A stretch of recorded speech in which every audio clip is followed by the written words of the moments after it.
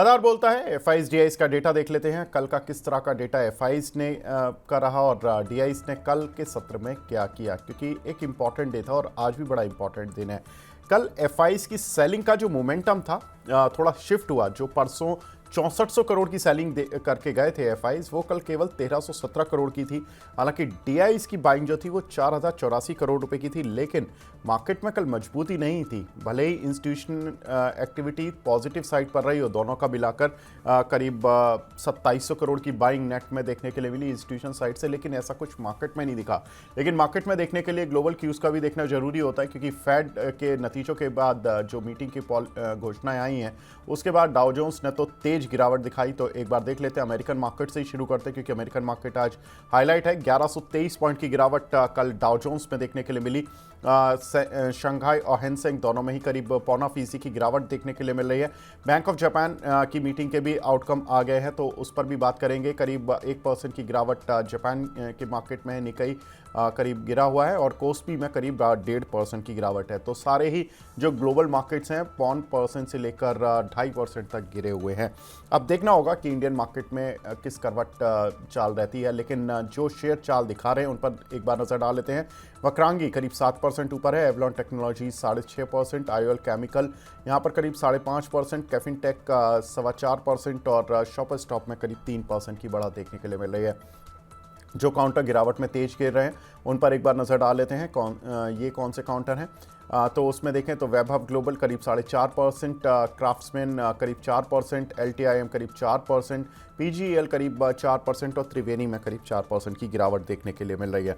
लेकिन आज की हाईलाइट पूरी दुनिया में एक ही है कि फेड के गवर्नर ने क्या कहा, यानी कि अमेरिका में जो सेंट्रल बैंक हैं उनके गवर्नर या चेयरमैन ने क्या कहा। तो उनकी पॉलिसी की एक बार हाइलाइट्स देख लेते हैं। फेड ने लगातार तीसरी बार इंटरेस्ट रेट कट किया है। दिसंबर पॉलिसी में 25 बेसिस पॉइंट उन्होंने इंटरेस्ट रेट कट करके 4.5% पर किया है, तो ये तो एक्सपेक्टेड लाइन पर था। साथ ही अगर देखें तो 2024 में 3 बार में करीब 1% इंटरेस्ट रेट कट किया गया है फेड की तरफ से। फेड की अगली बैठक अब 28 से 29 जनवरी के बीच में होगी। लेकिन फेड ने जो बोला है कि 25 और 26 में दर की जो कटौती होगी वो धीमी गति से होगी। डॉट प्लॉट्स भी जो है उन्होंने ऑन द हायर साइड रखे हैं, तो ये थोड़ा सा इस पर अभी विस्तार से बात करेंगे। अगले साल केवल 2 बार 25-25 बेसिस पॉइंट के 2 कट देखने के लिए मिलेंगे और 2025 में जो इन्फ्लेशन के एस्टिमेट्स हैं उनके 2.1% थे पहले सितंबर तक, अब उन्होंने बढ़ाकर 2.5% कर दिए हैं। तो ये थोड़ा सा एक नेगेटिव ट्रिगर था, जिसकी वजह से हमने देखा कि अमेरिकन मार्केट्स में तेज सेल ऑफ देखने के लिए मिला। असर क्या रहा अमेरिकन मार्केट में? तो तेज गिरावट, जैसा कि आपने डाउ जोन्स में देखा ही, लगातार 10वां ट्रेडिंग सेशन था जहां पर कि डाउ जोन्स में गिरावट देखने के लिए मिली। हालांकि अभी भी परसेंटेज टर्म में ऐसा नहीं है कि बहुत बड़ा सेल ऑफ है। कल का सेल ऑफ अगर हटा दे तो जो पिछले 9 ट्रेडिंग सेशन की जो सेलिंग थी वो इतनी बड़ी नहीं थी, करीब 2-2.5% की ही थी। कल की सेलिंग मिलाकर हम ये कह सकते हैं कि करीब 4-5% के बीच में अब डाउ जोन्स गिर चुका है अपने हाई से। साथ ही कल देखें तो कच्चा तेल, सोना चांदी और बेस मेटल तीनों सभी में 1 से 4% की गिरावट देखने के लिए मिली। वहीं देखें तो अमेरिकन बॉन्ड यील्ड भी करीब 10 बेसिस पॉइंट बढ़ी। 10 ईयर बॉन्ड यील्ड्स की बात हो रही है, यहाँ पर 4.51% पर पहुंची और डॉलर इंडेक्स 1% बढ़ गया, 108 के स्तर के पार पहुंच गया। उसका असर यह है कि रुपया आज ऑल टाइम लो 85 के लेवल को तोड़ चुका है, तो 85 के नीचे आ गया है रुपया। ये बड़ा इंपॉर्टेंट हो गया। लेकिन फेड चेयरमैन ने क्या कहा, जिसकी वजह से मार्केट को जो पसंद नहीं आया? उन्होंने वैसे तो कहा कि जीडीपी ग्रोथ तो हमारी बेहतर रहेगी, लेबर मार्केट भी ठीक है, हाउसिंग एक्टिविटी थोड़ी कमज़ोर है, महंगाई दर लक्ष्य के नज़दीक है। तो ये कुछ एक बातें उन्होंने कहीं, लेकिन जो उनकी सबसे महत्वपूर्ण जो डॉट प्लॉट्स थे, जिसमें कि उन्होंने जो इंटरेस्ट रेट कट को लेकर जो डेटा दिया है वो थोड़ा सा मार्केट को समझ नहीं आया। उसमें अगर देखें तो फेड के जो इंटरेस्ट रेट होंगे 2025 में जो पहले एस्टिमेट किए गए थे वो 3.4% किए गए थे और अब 3.9। एक बार देख लेते हैं कि फेड की पॉलिसी के जो रेट्स हैं वो किस किस तरह से चेंज हुए हैं। चलिए अब फोरकास्ट ही देख लेते हैं पहले कि जो पहले फोरकास्ट थी 2025 के लिए वो थी 3.4% की, अब 3.9% इंटरेस्ट रेट रहने वाले हैं। यानी कि 2 ही रेट कट आ पाएंगे ज़्यादा से ज़्यादा, ये अब मार्केट एक्सपेक्ट कर रहा है। 2026 में जो 2.9% का एस्टीमेट था कि वो इंटरेस्ट रेट को लेकर आएंगे, अब वो 3.4% हो गया है। तो यानी कि नेक्स्ट टू नेक्स्ट ईयर 2026 में भी ज़्यादा रेट कट नहीं होंगे, मुश्किल से 2 ही रेट कट हो पाएंगे। फेड की पॉलिसी रेट्स देखें तो जनवरी टू जुलाई करीब 5.5% देखने के लिए मिला। ये पिछले कुछ महीनों से चलता जा रहा था 5.5%। फिर पहला रेट कट आया 18 सितंबर को 5% वाला, जिसमें कि 50 बेसिस पॉइंट रेट कट किया गया, और 7 नवंबर को 25 बेसिस पॉइंट, और अब कल जो पॉलिसी आई है उसमें फिर 25 बेसिस पॉइंट रेट कट किया गया है। आशीष सर, वैसे तो हमने देखा कि फेड की जो पॉलिसी थी इन लाइन विद एस्टीमेट्स थी, लेकिन बाजार को और क्या पसंद नहीं आया? क्या ऐसी चीज़ थी जो कि बाजार जिसकी वजह से थोड़ा सा खफा हो गया और सारे बाजार गिर गए? क्योंकि सभी क्लूलेस है, फेड भी क्लूलेस है कि आगे जाकर क्या होगा उनके मार्केट्स में, और बाजार भी क्लूलेस है कि उन्हें भी मालूम नहीं है कि उन्हें क्या चाहिए। अब उन्होंने यदि कोई डोविश व्यू दिया कि शायद इन्फ्लेशन अभी दोबारा से प्रायोरिटी हो गया है और रेट कट उतने फ्रीक्वेंट नहीं होंगे, तो शायद बाज़ारों को यही पसंद नहीं आया। बट आपको ये भी समझना पड़ेगा, जो पर्सनल इन्फ्लेशन है, पर्सनल कंजम्पशन है यूएस में, वहाँ पर भी काफ़ी प्रेशर है। क्योंकि आप देखेंगे तो जो होम लोन की रेट है या वहाँ लेंडिंग रेट है, जबकि 100 बेसिस पॉइंट फॉल आ गया है, बट किसी ने भी दरें घटाई नहीं वहाँ पर, लेंडर्स ने। तो जो नेट जो इन्वेस्टर को जो कंज्यूमर को मिलना चाहिए लोअर इंटरेस्ट रेट, उसका कोई बेनिफिट अभी भी वहाँ मिल नहीं रहा है कंज्यूमर को। तो मुझे नहीं लगता कि फेड भी कोई बहुत ज़्यादा जल्दी में है कि सिर्फ वो दरें गिराते जाएं और कंज्यूमर को उसका बेनिफिट ना हो। तो वेट एंड वॉच की जो पॉलिसी है फेड की, वही काम कर रही है, और यही थोड़ा सा मार्केट को पसंद नहीं आया, क्योंकि वो थोड़ा सा हॉकिश स्टैंड में भी एक्सपेक्ट कर रहे थे। बट मुझे अभी भी लगता है कि इस सरकार के जाने के बाद में जब ट्रम्प की गवर्नमेंट आएगा तो वो काफ़ी सारे ऐसे डिसीजन लेंगे जैसे यूएस में इकोनॉमी में थोड़ा बूस्ट आए। तो ये एक अभी टेम्प्रेरी वेट एंड वॉच का पीरियड है। मुझे लगता है शायद 1-2 दिन में मार्केट इसे डाइजेस्ट करके दोबारा से रिजल्ट सीजन की तरफ फोकस करेगा। बिल्कुल। तो सर, रिजल्ट सीजन से अच्छी उम्मीदें हैं? जी बिल्कुल। एटलीस्ट जो जो जो कंज्यूमर फोकस सेक्टर है वहाँ पे तो रिजल्ट से अच्छी उम्मीदें हैं। और अक्टूबर नवंबर दिसंबर का टाइम, चाहे यूएस मार्केट्स हो या इंडिया का कंजम्पशन हो जाता है, क्योंकि हॉलीडेज़ है, फेस्टिवल सीजन्स हैं। तो मुझे तो अच्छी उम्मीद है। मेरा मानना है कि बैंकिंग, एनबीएफसीज वगैरह को छोड़ दे तो जो मोर का कंजम्पशन ड्रिवन सेक्टर है, जो एफएमईजी सेक्टर है, एफएमसीजी सेक्टर है, या कंज्यूमर ड्यूरेबल सेक्टर है, आईटी है, इन सभी में अच्छी ग्रोथ देखने को मिलेगी। जी आशीष सर, अगर देखें तो जिस तरह से फेड के गवर्नर ने कहा कि जीडीपी ग्रोथ हमारी ठीक है, आएगी, ठीक भी चल रही है, आएगी भी ठीक, और लेबर मार्केट भी ठीक चल रहा है, महंगाई दर भी हमारे लक्ष्य के नज़दीक है, तो इससे अमेरिकन मार्केट की इकोनॉमी, अमेरिकन इकोनॉमी तो कहीं से भी कमज़ोर नहीं लग रही है। ऐसे में इंडियन आईटी कंपनीज पर क्या आउटलुक होगा आपका? पॉजिटिव आउटलुक ही होगा इंडियन आईटी कंपनीज में, क्योंकि यदि यूएस में चीज़ें ठीक डायरेक्शन में जा रही हैं तो ऐसा नहीं होगा कि आप अकेले अंडर परफॉर्म करते रहेंगे, क्योंकि इंडिया का जो मैक्सिमम बिजनेस है वो यूएस से ही आता है। और जो आईटी कंपनीज का वेटेज है इंडिया के जो निफ्टी में, वो भी करीब 25% के आसपास है। तो यदि आईटी सेक्टर परफॉर्म करेगा या यूएस मार्केट परफॉर्म करेंगे, तो ऐसा नहीं है कि इंडियन एनआईसीज अंडर परफॉर्म करते रहेंगे। मेरा मानना है कि थोड़ा सा यूएस में आपको जो करेक्शन देखने को मिल रहा है, इसलिए क्योंकि एक तो मुनाफा वसूली हो रही है, क्योंकि ईयर एंड है, अभी सबके जो बोनस आने वाले हैं जो फंड मैनेजर्स के, और दूसरा एक वर्टिकल राइज हमने यूएस मार्केट में ऑलरेडी देख लिया था। तो थोड़ा मुनाफा वसूली बिल्कुल एक्सपेक्टेड ही था, और रीज़न कुछ भी बन जाता है, चाहे फेड और नो फेड, थोड़ा सा मुनाफा वसूली ऐसा नहीं है सिर्फ आज एक ही दिन हुई है, इसे 7 दिन से हम कंटिन्यूस सेल ऑफ देख ही रहे हैं।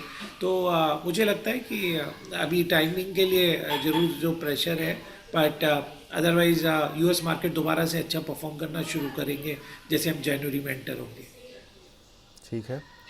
सर, दूसरी एक इम्पॉर्टेंट पॉलिसी अभी थोड़ी देर पहले ही बैंक ऑफ जापान की आई है, और उनसे भी इंटरेस्ट रेट में कोई चेंज की उम्मीद की जा रही थी कि कोई चेंज नहीं होगा, उन्होंने किया। लेकिन उनका जो स्टेटमेंट है कि हम अनकन्वेंशनल, या हम कह सकते हैं कि जो एक अल्ट्रा जो ये देते थे, अल्ट्रा मॉनेटरी ईजिंग, उस पॉलिसी से अब इन्होंने हटने के संकेत दिए हैं। उन्होंने कहा है कि ये पॉलिसी ज़्यादा लंबे समय तक नहीं चल सकती है और it can not be A substitute for the traditional interest rate policy. इसका मतलब है कि कहीं ना कहीं बैंक ऑफ जापान अब इंटरेस्ट रेट बढ़ाने के संकेत दे रहा है। सर, क्या लगता है अगर इंटरेस्ट रेट बढ़ेंगे तो कब बढ़ेंगे और उसका क्या असर होगा दुनिया भर के बाज़ारों पर?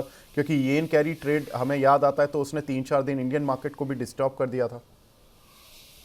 बिल्कुल। अब वो भी चाहते हैं कि येन में जनरली लोग क्या करते हैं, येन बोरो करते हैं और डॉलर बेच कर डॉलर में लैंड करते हैं, क्योंकि जब आपका इंटरेस्ट रेट इतना लो है तो 0%, 1.5% में आप बोरो करिए और 4-4.5% में आप लैंड करिए। इससे अच्छा बिजनेस तो हो नहीं सकता है। तो यदि वहाँ पे इंटरेस्ट रेट बढ़ेंगे तो बिल्कुल जो स्प्रेड है दूसरे बैंक्स का या जो बोरोवर्स है वो बिल्कुल कम होगा।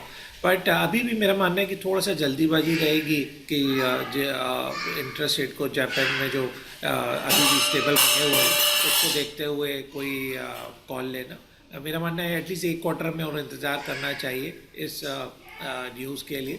ज़रूर चीज़ें काफ़ी डायनेमिक हैं आजकल, बट किसी भी अनसर्टेनिटी के लिए आपको हमेशा तैयार रहना चाहिए। और मुझे लगता है भी जापान में इतनी शायद जल्दीबाजी में इंटरेस्ट रेट बढ़े हुए नहीं, स्टेबल ही मेरा मानना है पॉलिसी रहेगी अगले एटलीस्ट एक क्वार्टर में। ठीक है। सर, एक और इम्पॉर्टेंट डेटा जिसने कि मार्केट का मूड कुछ हद तक ख़राब कर दिया था, उसमें जो गोल्ड इंपोर्ट का डेटा आया था उसने इंडिया के ट्रेड डेफिसिट का ही डेटा ख़राब कर दिया था और 2-3 दिन तक इंडियन मार्केट बड़ा परेशान रहा कि ये क्या हो गया कि इंपोर्ट इतनी तेज़ी से बढ़ रहे हैं और एक्सपोर्ट बढ़ नहीं रहे हैं। अगर एक बार देख लेते हैं, लेकिन उसमें एक खबर आई है कि ये कैलकुलेशन एरर थी और नवंबर के गोल्ड इंपोर्ट में गलती से 50 टन ज़्यादा दिखा दिया गोल्ड का इंपोर्ट। तो ये एक बड़ी एरर मानी जा रही है और इंपोर्ट ज़्यादा दिखाने की वजह से जो ट्रेड डेफिसिट था वो इंडिया का बढ़ता हुआ दिखाई दिया, जो कि अक्टूबर में करीब 28 बिलियन डॉलर का था, वो 38 बिलियन डॉलर के पास पहुँच गया। तो 10 बिलियन डॉलर अचानक से ट्रेड डेफिसिट बढ़ गया। गवर्नमेंट के कुछ ऑफिशियल्स हैं जिन्होंने कि अभी इसकी पूरी तरह से पुष्टि नहीं की है, लेकिन कुछ एक रिपोर्ट्स के हवाले से ये बातें आ रही हैं कि वेयर हाउसिंग से जुड़ी कुछ कैलकुलेशन एरर हुई हैं और जिसकी वजह से डेटा ठीक नहीं पहुंचा और गोल्ड इंपोर्ट आंकड़ों में गलती की यही एक मेन वजह रही है। अगर हम देखें तो नवंबर में जो गोल्ड का इंपोर्ट था वो 3.44 बिलियन डॉलर से बढ़कर 14.8 बिलियन डॉलर पर हो गया। आशीष सर, गोल्ड का इतना तगड़ा इंपोर्ट एक महीने में अचानक से शूट अप कर जाता है। आईब्रोज तो बिल्कुल देखती हैं कि किस तरह से ये डेटा एकदम से अचानक से आया। लोग कह रहे थे कि जो कस्टम ड्यूटी घटाई गई थी, इंपोर्ट ड्यूटी घटाई गई थी गोल्ड की, उसकी वजह से अचानक से गोल्ड का इंपोर्ट बढ़ गया। लेकिन सर वो तो जुलाई में घटाई गई थी, इसका इफेक्ट नवंबर में आने का कोई मतलब मुझे तो लॉजिक समझ नहीं आता। आप बताएं सर, ये कैलकुलेशन मिस्टेक ही माना जाए और ये कैलकुलेशन मिस्टेक है तो ये तो बहुत भारी पड़ गई है सर। इंडियन मार्केट भी गिर गया, रुपया भी कमज़ोर हो गया।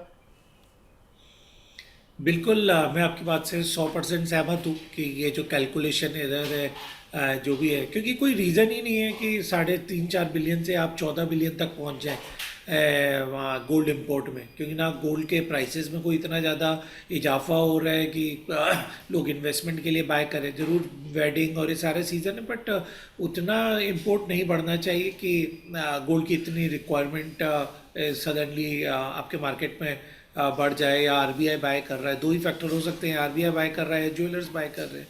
पर मुझे नहीं लगता कि इतना बाइंग हो रहा है, in spite of the fact जब हम बोलते हैं इकोनॉमी में स्लो डाउन आ रहा है, जीडीपी के आंकड़े कम हो रहे हैं, तो ऐसा क्या हो गया कि सडनली लोग गोल्ड को इतना बाय करें। तो मुझे लगता है कि जब ये नंबर्स शायद थोड़े ठीक होंगे जब रिव्यू के बाद में, तब मार्केट उसको ऑफर करेगा। पर एक बार के लिए तो डैमेज बिल्कुल हो ही गया है।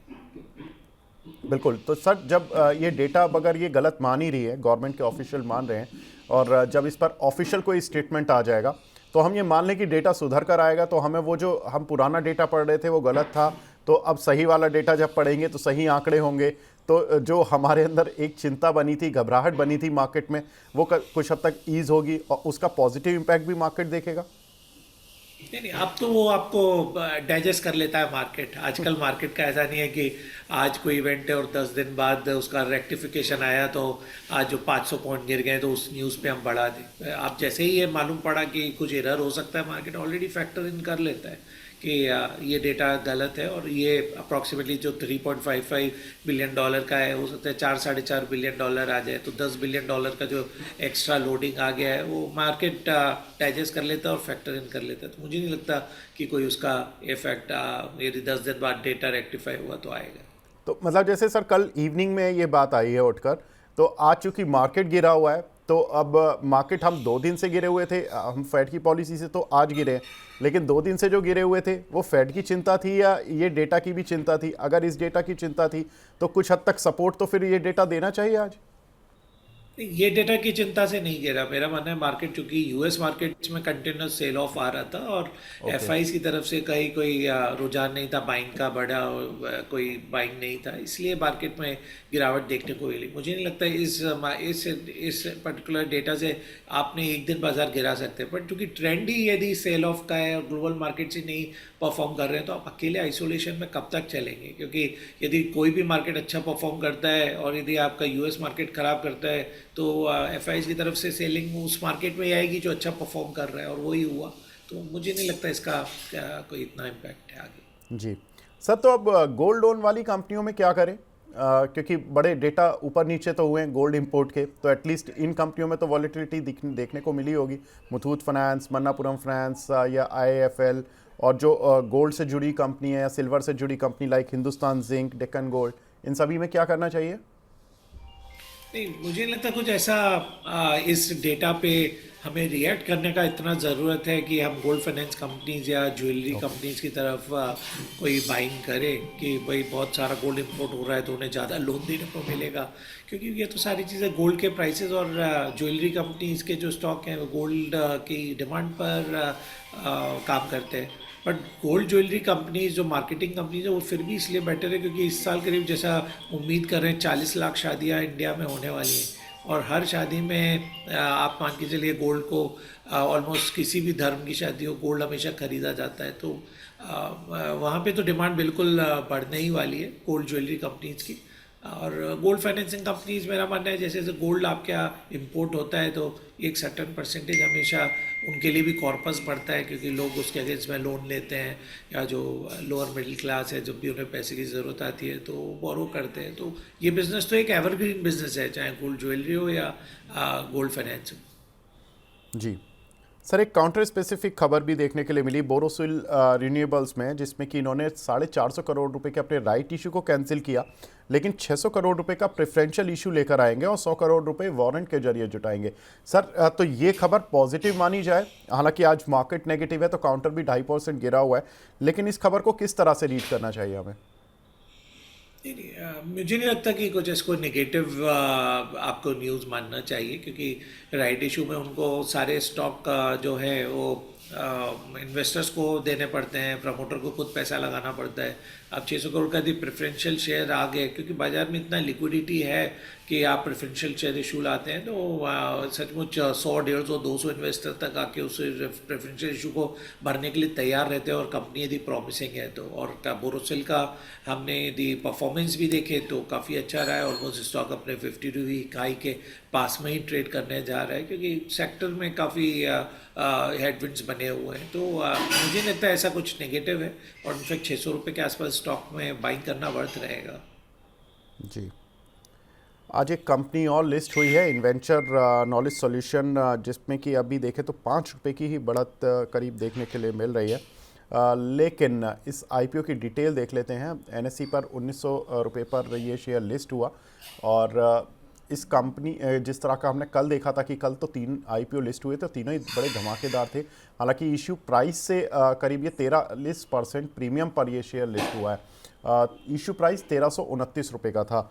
अब आशीष सर, कैसे देखें इस कंपनी को? 43% प्रीमियम पर अब ये लिस्ट हो गया। जिन लोगों को आईपीओ की अलॉटमेंट मिली उनके मजे आ गए। सर, प्रॉफिट बुक कर लें या अभी रुक जाएं? देखिए, ह्यूज एप्रिसिएशन है। इनफैक्ट जब उसका ग्रे मार्केट जब चल रहा था तब 400 रुपये के आसपास का अपसाइड उसमें एक्सपेक्टेड था, बट उसके सामने जो ये एप्रिसिएशन आया है वो फिनोमिनल है। क्योंकि आप देखें तो 52 टाइम्स ओवर सब्सक्राइब हुआ था इशू, तो ऐसा नहीं है कि 100, 150 टाइम ओवर सब्सक्राइब हुआ है। का लोगों को अच्छे अलॉटमेंट भी आए हैं इसमें। और मेरी सलाह रहेगी कि एक बार, क्योंकि प्री इशू जो पी पे आया था करीब 60 के प्राइस अर्निंग मल्टीपल पे इशू आया था, तो थोड़ा सा मुझे लगता है कि एक स्टॉप लॉस रख लेना एक बेटर स्ट्रेटेजी होगी कि 1850 का आप स्टॉप लॉस रखिए और 2000 तक जाने आता है तो एक बार निकल जाए। तो क्योंकि आईपीओ में आपको एक बैंड में ही खेलना हमेशा एक प्रूडेंट स्ट्रेटेजी रहती है। क्योंकि हमने देखा कई आईपीओ लिस्टिंग पे अच्छा गेंद देते हैं, फिर धीरे धीरे वो नीचे की तरफ ड्रिफ्ट हो जाते हैं जब एक उसमें मोमेंटम ओवर हो जाता है। तो बेटर है कि एक स्टॉप लॉस रखें 1850 का और होल्ड करें। जी आशीष सर, अभी मैं देख रहा हूँ कि जो पीएसयू बैंक्स हैं उनमें कुछ रिकवरी निचले स्तरों से देखने के लिए मिल रही है। पीएनबी ग्रीन मार्क में आ गया है, कैनरा बैंक भी ग्रीन मार्क में आने की कोशिश कर रहा है। एसबीआई एक बार देख लेते हैं कि एसबीआई में भी यहाँ पर केवल पौना फीसदी की गिरावट देखने के लिए मिल रही है। सर ये एक हमारे दर्शक भी हैं, वो ये भी पूछ रहे हैं कि क्या पीएसयू बैंक्स में सर इन्वेस्ट कर लेना चाहिए? 3 लाख रुपए डालना चाहते हैं वो कैनरा बैंक या यूनियन बैंक वगैरह में, या कोई भी पीएसयू बैंक में। सर आपको कोई लगता है कि पीएसयू बैंक थोड़ा अच्छा है? ये मैं सवाल इसलिए पूछ रहा हूँ सर क्योंकि आप पीएसयू बैंक काफ़ी क्लोजली ट्रैक करते हैं। Bank of Maharashtra I remember. पर अभी क्या हुआ है कि पीएसयू बैंक में जो नंबर्स आ रहे हैं वो बहुत उम्मीद के मुताबिक नहीं आ रहे। तो जरूर पीएनबी आज जरूर ग्रीन में ट्रेड हो रहा है, बट मेरा मानना है इसको एक ओवरऑल इंडिकेशन नहीं लिया जा सकता कि बैंकिंग सेक्टर में बॉटम आउट हो चीज़ें हो गई हैं।